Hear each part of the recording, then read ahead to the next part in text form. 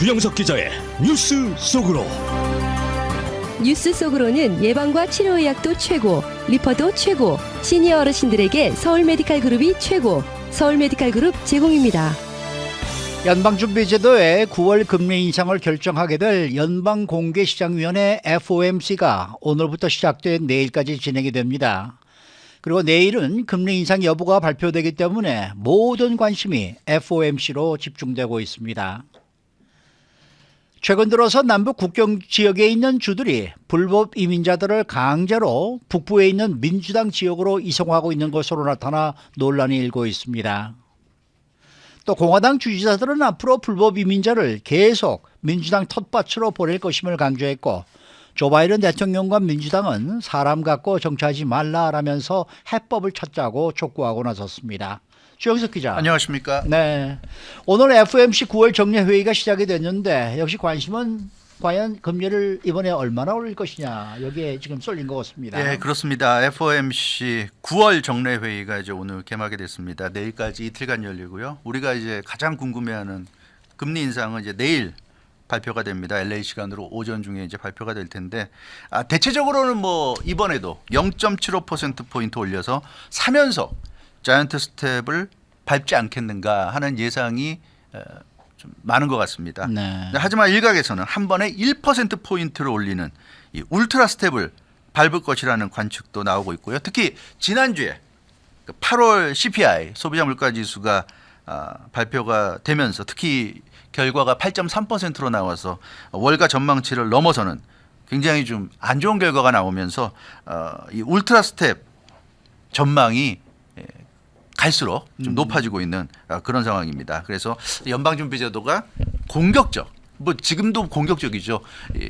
자이언트 스텝도 공격적이지만 그것보다 더 공격적인 인상을 할 수 있다. 이런 예상이고요. 현재 기준금리가 2.25%에서 2.5% 사이인데 올 연말까지 4% 접근하거나 어쩌면 넘길 수도 있지 않느냐, 이런 예상도 나오고 있어요. 그만큼 인플레이션이 좀처럼 내려가지 않고 있기 때문에 기준금리를 좀 빨리 더 올려야 되겠다, 이런 예상인데 4% 정도 가려면 이번에 뭐 1% 정도 해야 된다는 그런 예상에 좀 힘이 실리지 않나, 그런 추측도 할 수 있을 것 같습니다. 네, 실제로 미국 최고의 경제 전문가들도 이번에 1%포인트 인상이 이루어질 수 있다, 뭐 이런 예측을 합니다. 네, 그렇습니다. 로버트 실러 예일대 경제학과 교수입니다. 뭐 미국 최고의 경제 전문가라고 할 수 있는데요. 이분이 그 노벨 경제학상을 받은 그 미국에서도 손꼽히는 경제 쪽에서는 뭐 최고의 전문가 중 한 명인데, 이 로버트 실러 예일대 경제학과 교수가 어제 CNN과 인터뷰에서 연방준비제도가 이번에 1%포인트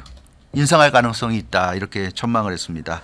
로버트 실러 예일대 교수는 지난 2008년에 글로벌 금융위기 사태를 예측한 인물로도 유명하죠.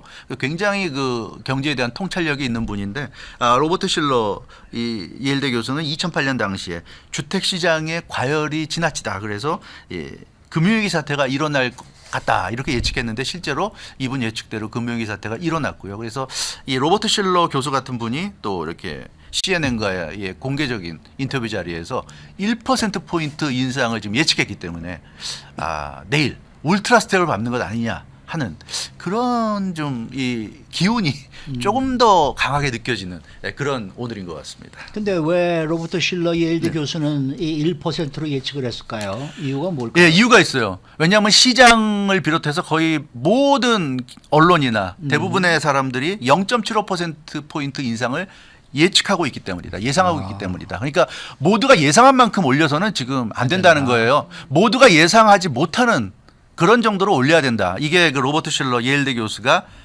얘기하는 그 금리 인상의 핵심 포인트입니다. 모두가 자이언트 스텝을 밟을 것으로 예상하고 있는데 실제로 자이언트 스텝을 밟으면 별로 효과가 없을 거란 얘기예요.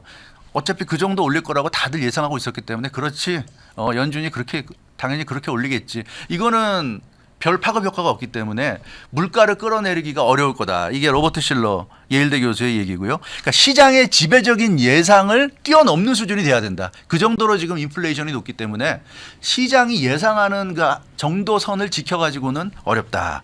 이것이 예일대 교수 로버트 실러 교수의 예상입니다. 그러니까 시장 전망치를 넘어서는 정도의 강력한 금리 인상을 해줘야 소비 심리를 억제할 수 있다는 거죠. 그러니까 지금 물가가 많이 올라서 뭐 여러 번 말씀드리지만 마켓 같은 데 가면 물건값이 장난이 아니잖아요. 굉장히 좀 높은데도 불구하고 소비가 이루어지고 있어요. 나름대로 소비자들이 판단을 하면서 꼭 필요한 거 위주로 이제 사긴 하겠습니다만 어찌됐건 소비가 이루어지기 때문에 그런 소비 심리를 더 억제하려면 좀 충격적인 금리 인상을 단행해야 된다. 이런 얘기고 단번에 1%포인트를 올리는 것은 분명히 상당히 큰 인상폭이다. 그렇지만 연방준비제도가 목표하는 이상적인 물가 2%와 지금 현재 8.3%를 놓고 보면 너무 지금 괴리가 크기 때문에 지금 상황에서는 1%포인트 정도 인상을 해줘야 된다는 얘기고 지금 미국 경제가 나쁘지 않기 때문에 현 시점에서 1%포인트를